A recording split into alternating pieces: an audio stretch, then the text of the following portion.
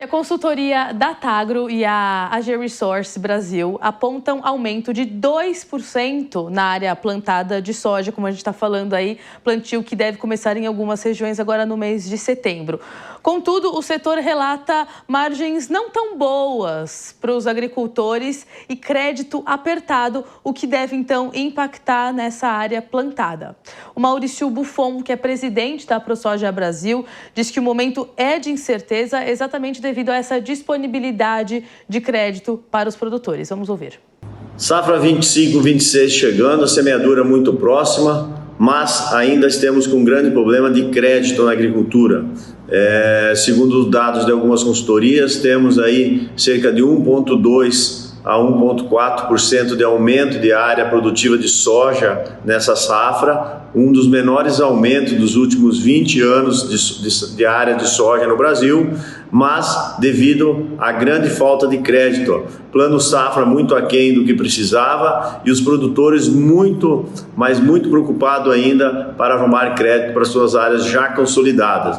Muita questão, principalmente de fertilizantes, um atraso muito grande na chegada desses fertilizantes devido a essa questão de crédito. Então, um desafio enorme pela frente nessa questão de crédito. Os preços de produtos não estão ajudando e isso tudo leva a esse menor aumento de área e também a incerteza do tamanho da safra devido ao crédito reduzido e nós não sabemos como vai ser plantada essa safra. Acreditamos que com muita redução de investimentos e por isso fica a incerteza do tamanho dessa safra.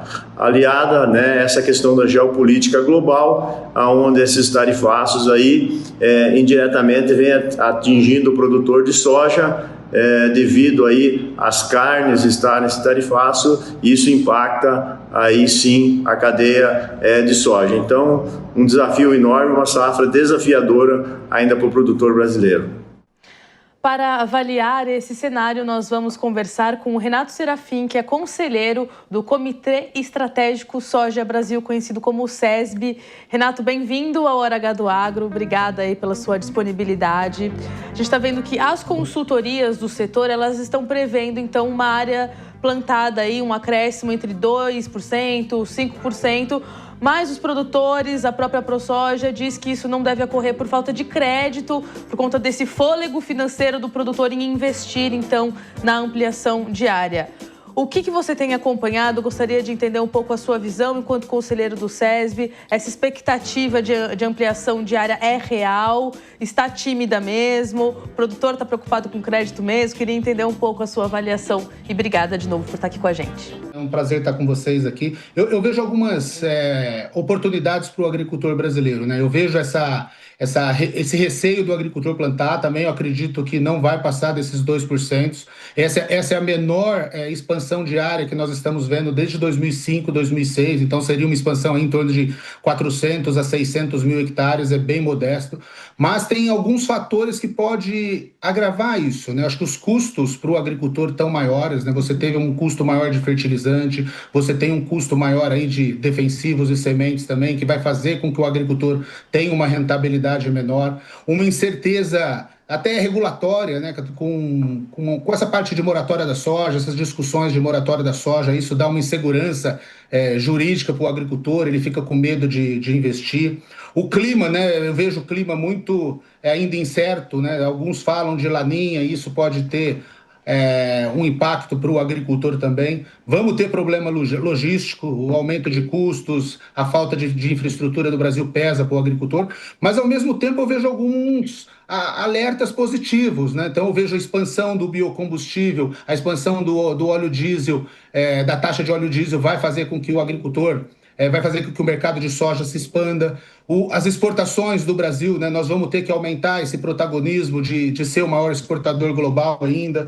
E muito eu vejo o agricultor muito mais sustentável. Eu vejo muito o agricultor usando produtos biológicos, tanto para reduzir a dependência de fertilizantes como a de químicos. Eu vejo muito o agricultor buscando nova diversidade de cultura, né, como canola, como outros cultivos para ajudar no custeio dele. Mas essa expansão, esse receio receio do agricultor é natural, eu vejo como um ponto de interrogação para mim ainda nesse ponto. Você trouxe aí dois fatores bem interessantes que a gente, não vou dizer que é inédito, mas de fato trazem aí um gostinho especial para essa safra, que é a questão do biodiesel, né? Então, a maior procura por esse mercado, a gente está vendo que isso está avançando ano a ano. Então, né, dedicar ali uma maior porcentagem de produção da soja para a produção do biodiesel e toda a questão de exportação, como você trouxe, olhando para essa geopolítica confusa, né, conturbada como está, mas que de alguma forma é isso, assim, dá para manter mercado, dá para manter a exportação da soja para a China, é isso que o produtor está esperando.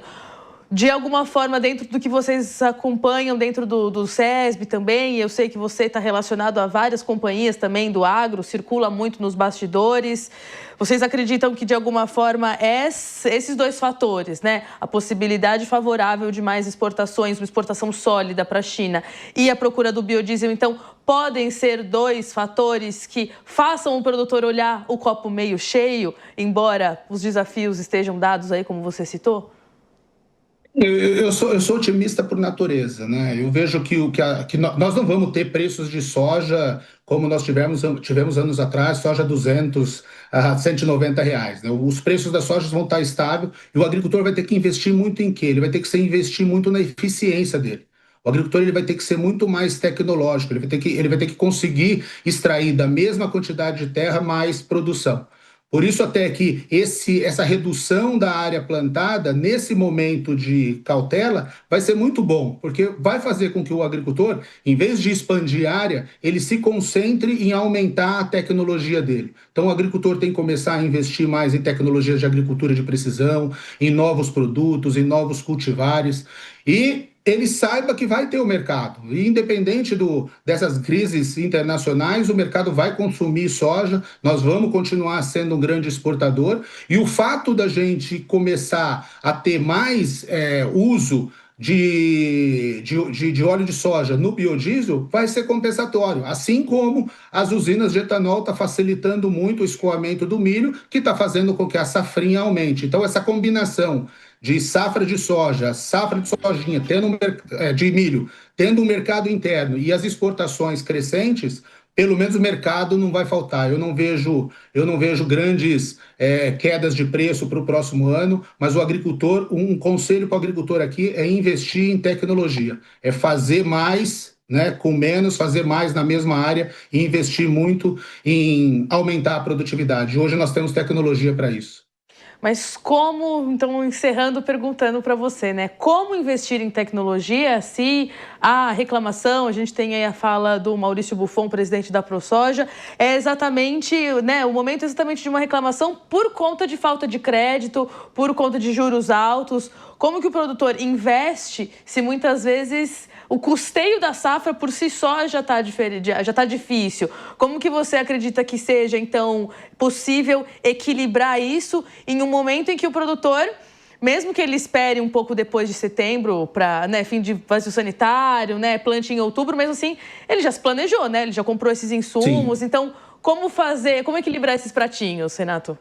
Eu vejo um custo alto, mas temos tecnologia hoje que o agricultor não usa ainda, que pode fazer esse equilíbrio. Então, uma maior procura por insumos mais baratos, né? Você tem uma diversidade de produtos comoditizados aí que estão em um preço mais baixo do que certas especialidades. Você fazer o uso racional dos fertilizantes, né? Dos bioestimulantes com tecnologia, com agricultura de precisão. E ele está fazendo o caminho certo. Acho que, embora o agricultor tenha feito o planejamento, ele está demorando para tomar a decisão exatamente para usar os produtos de uma forma mais correta. Então, acho que o próprio fato desse planejamento ele está demorando um pouquinho mais para acontecer, já mostra que ele está de olho mais nos custos e ele está de olho em ser mais eficiente. E hoje nós temos tecnologias que não vão despender muito capital dele, mas tecnologias que trazem resultado. Então, uma boa informação, né, olhar o que está acontecendo no mercado, olhar as técnicas novas, vão fazer com que ele seja mais eficiente com o mesmo custo. Então, o agricultor brasileiro ele é um resiliente por natureza, né? E essa vai ser mais uma safra, vai ser uma safra muito nervosa, né?